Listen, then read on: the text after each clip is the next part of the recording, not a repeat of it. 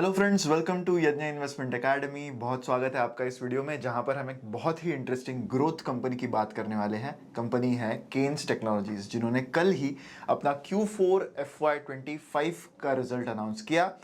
क्या important talking points है इस रिजल्ट के, वैल्यूएशंस देखते हुए क्या ये ग्रोथ सस्टेन हो सकती है या नहीं हो सकती है, ये सारी चीज़ों की बात हम इस वीडियो में करेंगे। तो शुरू हम करेंगे सबसे पहले रिजल्ट एनालिसिस करके कि कैसे रिजल्ट्स ओवरऑल रहे, किन चीज़ों की वजह से रेवेन्यू कंट्रीब्यूशन बढ़ा है, घटा है, ये सारी चीज़ों की बात यहाँ पर हम करते हैं। तो Q4 FY25 में कंपनी ने लगभग 985 करोड़ का रेवेन्यू यहाँ पर पोस्ट किया है। एबिडा अगर बात करें तो एबिडा भी 168 करोड़ का एबिडा इस क्वार्टर में रहा। तो कंपैरिजन में लगभग 54% का रेवेन्यू इंक्रीज कंपनी ने पोस्ट किया है इन दिस क्वार्टर। मोर और लेस एक्सपेक्टेड था। इनफैक्ट थोड़े बहुत कंसर्न्स तो ये थे कि क्या ये ग्रोथ एक्चुअली थोड़ी कम है कंपेयर्ड टू जो एक्सपेक्टेशंस रहे उसकी।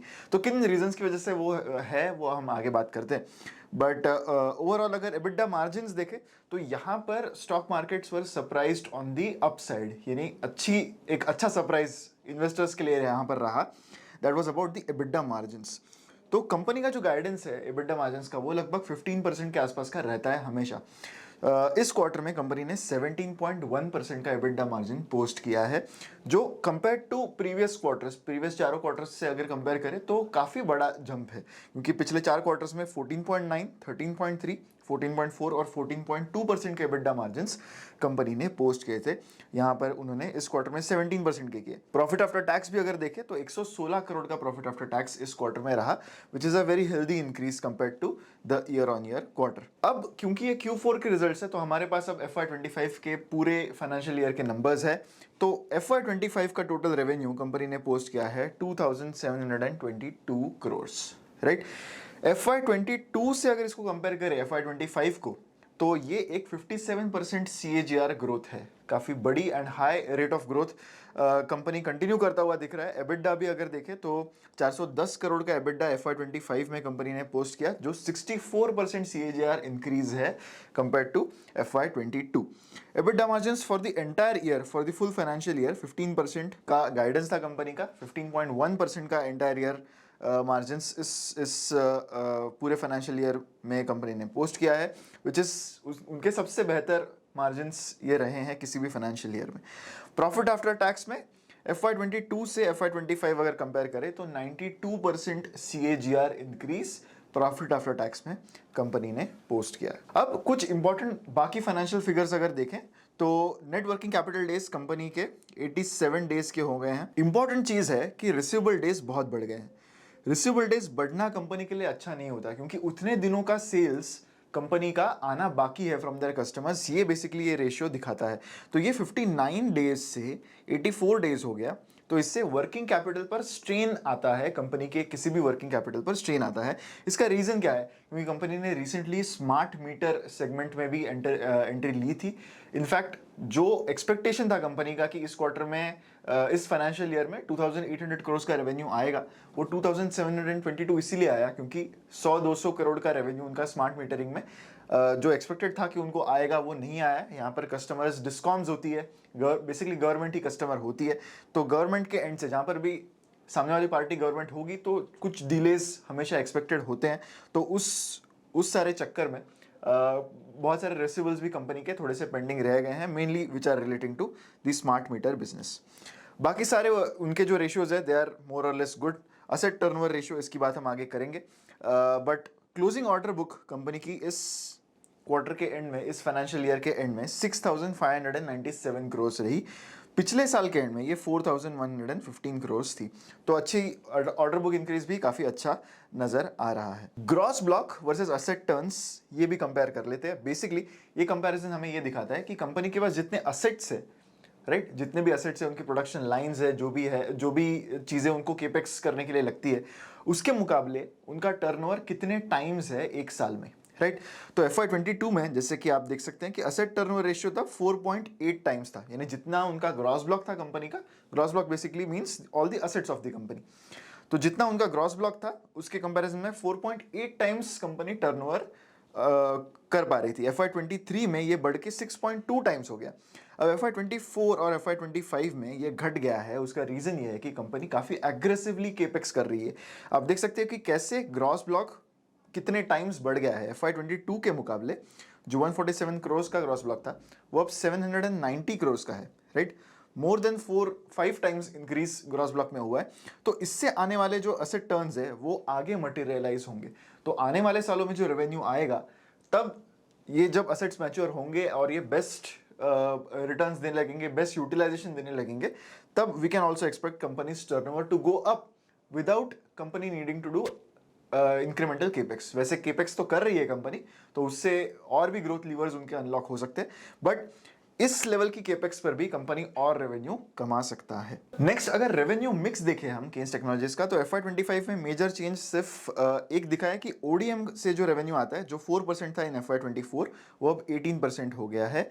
ODM and production engineering IoT solutions का ये जो बिजनेस है, तो बॉक्स बिल्ड है, पीसीबीए है और ये थर्ड डिवीजन है, तो यहाँ पर 18% का रेवेन्यू कंपनी का हो गया।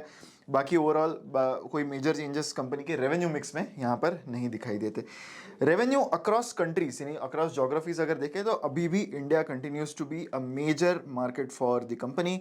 90% रेवेन्यूज FY24 में इंडिया से थे, वो अब 91% आ गए हैं, राइट। बाकी ओवरऑल रेवेन्यू मिक्स में ज़्यादा चेंजेस नहीं है कंपेयर टू FY24। अब कुछ ऑपरेशनल इश्यूज की बात कर लेते हैं जो कंपनी ने ऑलरेडी बताए थे, Q3 में भी बताए थे। तो थोड़ा डिले था in execution of smart meter orders, तो उस वजह से थोड़ा सा जो डिक्लाइन दिख रहा है हमें ग्रोथ रेट में, Q3 में भी दिखा और Q4 में भी दिखा, वो ये बिजनेस टोटली फ्रुक्टिफाई नहीं हुआ है कंपनी के लिए, उस वजह से वो ग्रोथ रेट थोड़ी सी कम दिखी। मैनेजमेंट ने ये कहा था अर्लियर कि उनका जो रेवेन्यू ग्रोथ टारगेट है फॉर FY25 वो उन्होंने 3000 से 2800 करोड़ कर दिया था।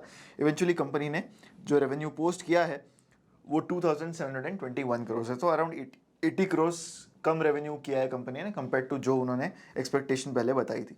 लेकिन कंपनी ने आउट परफॉर्म किया है उनके एबिडा मार्जिन के टारगेट्स पर, जो 15% के एबिडा मार्जिन उन्होंने बताए थे FY25 फुल फाइनेंशियल ईयर के, उसके मुकाबले थोड़े से बेटर मार्जिन उनके रहे, and that was mainly because of very good margin in Q4। तो 15% प्लस एबिडा मार्जिन टारगेट उन्होंने बताया था। ये सब बातें हो गई FY25 की। अब आगे का क्या, क्योंकि आगे जो कंपनी करेगी उसी पर बेस्ड होगा कि ये स्टॉक कैसे परफॉर्म करेगा, राइट। मैनेजमेंट का गाइडेंस FY26 के लिए है कि वो एक्सपेक्ट कर रहे हैं ग्रोथ ऑफ 60%।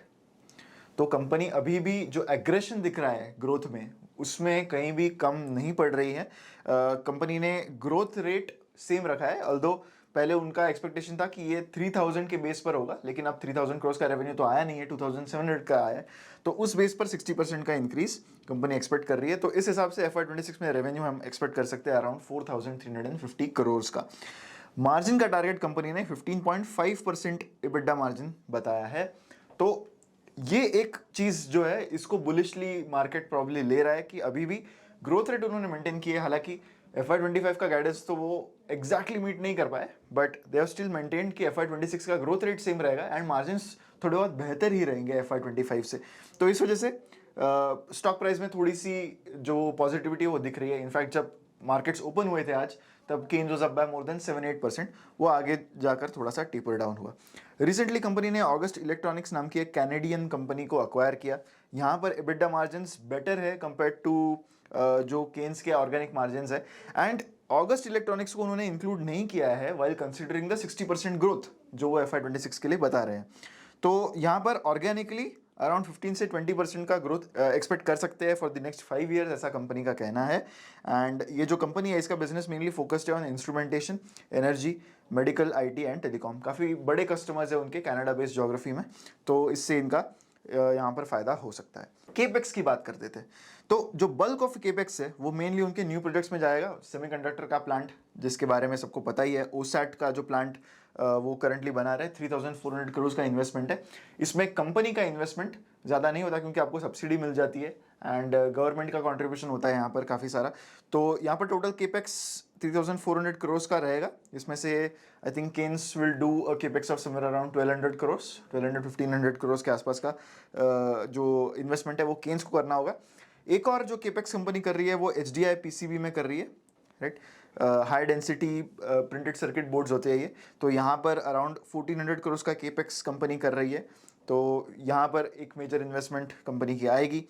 एक्सपोर्ट्स, ये रफली 15% ऑफ द टोटल रेवेन्यू होंगे FY26 में। ये एक खास चीज़ पर ज़्यादा एम्फोसिस उन्होंने दिया है कॉन कॉल में। जब केन्स ने मॉर्निंग में कॉन कॉल किया था तब they seem to have put more emphasis on exports, जो उनका एक मेजर रेवेन्यू ड्राइवर होगा आने वाले सालों में। तो FY26 में कंपनी एक्सपेक्ट करती है कि 15% रेवेन्यू एक्सपोर्ट से आएगा, जो FY25 में अराउंड 9-10% के आसपास ही है। तो वो 15% का कॉन्ट्रीब्यूशन ओवरऑल बिजनेस में हो जाएगा। ओवर द नेक्स्ट 4-5 ईयर्स 20-25% जो बिजनेस है वो आउटसाइड इंडिया से आ जाएगा।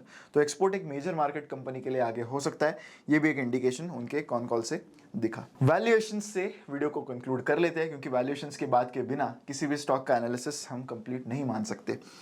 करंटली कंपनी का पी रेशियो अराउंड 140 टाइम्स है, price to earnings ratio around 140 times of their earnings है। 1 ईयर मीडियन पी, यानी पिछले एक साल में जो मीडियन पी रहा है वो 144 टाइम्स रहा है। तो अराउंड सेम लेवल्स पर करंटली कंपनी के वैल्यूएशंस है। लेकिन खास बात ये है कि बिकॉज ये सेगमेंट ऐसा है, लाइक इलेक्ट्रॉनिक मैन्युफैक्चरिंग सेगमेंट ऐसा है जहाँ पर ग्रोथ पिछले 2-3 साल से दिख ही रही है। बहुत एग्रेशन है, जो भी कंपनीज है उनमें गवर्नमेंट भी बहुत एग्रेशन है, क्योंकि इस सेक्टर को और बेहतर बनाना है, बड़ा बनाना है। तो यू कैन सी कि जब से कंपनी का IPO हुआ है तब से कंपनी के वैल्यूएशन हमेशा से ही एलिवेटेड रहे। अगर हम एक नॉर्मल मैन्युफैक्चरिंग कंटेक्स्ट में देखें तो these are elevated margins for a manufacturing company. 127x के वैल्यूएशन मीडियन वैल्यूएशंस रहे हैं कंपनी के जब से IPO हुआ है। अगर EV बाय EBITDA भी देखें तो currently 78 times of EBITDA company का एंटरप्राइज वैल्यू है। 1 ईयर मीडियन P 82 है, तो अराउंड सिमिलर लेवल्स पर ही है। ओवरऑल देखें तो valuations are very premiumly valued, and उसका रीजन भी है, ग्रोथ भी कंपनी वैसी दे रही है। तो जब तक कंपनी ग्रोथ देगी तब तक वैल्यूएशंस विल होल्ड, एंड जो भी रिटर्न्स यहाँ से आगे आएंगे वो कंप्लीटली इस पर डिपेंडेंट है कि कंपनी ने जो गाइडेंस दिया है उस पर वो कितने सीरियस है और कितने various avenues of making their business bigger वो कितने आते हैं, उसी पर सारी चीज़ें डिपेंडेंट रहेगी। अगर कंपनी अपने एग्जीक्यूशन में अब तक जो उन्होंने 2-3 सालों में जिस तरह का एग्जीक्यूशन दिखाया है वैसे ही एग्जीक्यूशन अगर वो कंटिन्यू करते हैं तो I think even these valuation levels पर थिंग्स कैन सस्टेन, बिकॉज आपको जो अर्निंग्स ग्रोथ मिलने वाली है वो ही इतनी मैसिव होगी कि अगर वैल्यूएशंस होल्ड करते हैं या फिर थोड़ा बहुत माइनर डी-रेटिंग आ भी जाता है तो overall returns investors can earn well. पर इन वैल्यूएशंस पर ऑब्वियसली मार्जिन ऑफ सेफ्टी बहुत कम रहती है। तो ऐसे में कंपनी को अपने जो भी प्लान्स है उस पर डिलीवर करना बहुत इंपॉर्टेंट है। एंड यहाँ यहीं पर कंपनी का गवर्नेंस भी आता है कि मैनेजमेंट कितनी सीरियस है इन चीज़ों को लेकर, उस पर ही डिपेंडेंस रहेगा ऑफ द फ्यूचर रिटर्न्स। तो वैसे तो केपेक्स काफ़ी कर रही है कंपनी, एंड काफ़ी सारे एक्विजिशंस भी अब they have done very good acquisitions like August electronics जो उन्होंने रिसेंटली किया है। तो अब ये सारी चीज़ें अगर फ्रुक्टिफाई होती है मीनिंगफुली कंपनी के लिए तो it might still continue its growth trajectory very well. बहुत ग्रोथ कंपनीज की अगर बात करते हैं तो केन्स टेक्नोलॉजीज एक नाम हमेशा आता ही है यहाँ पे। तो there is a reason why their stock has also performed this way, and उनके नंबर्स में वो दिख कर आ रहा है कि क्यों basically it has been a wealth creator for its investors. इसी के साथ हमारा वीडियो यहीं पर कंक्लूड होता है। मैं आशा करता हूँ कि वीडियो आपको अच्छा लगा होगा। अगर अच्छा लगा है तो लाइक ज़रूर करेगा वीडियो को, एंड शेयर भी करें इस वीडियो को विद मैक्सिमम पीपल। ऐसे ही वीडियोज़ के लिए हमारे चैनल पर बने रहें। मिलते हैं अगले वीडियो में। Thank you so much.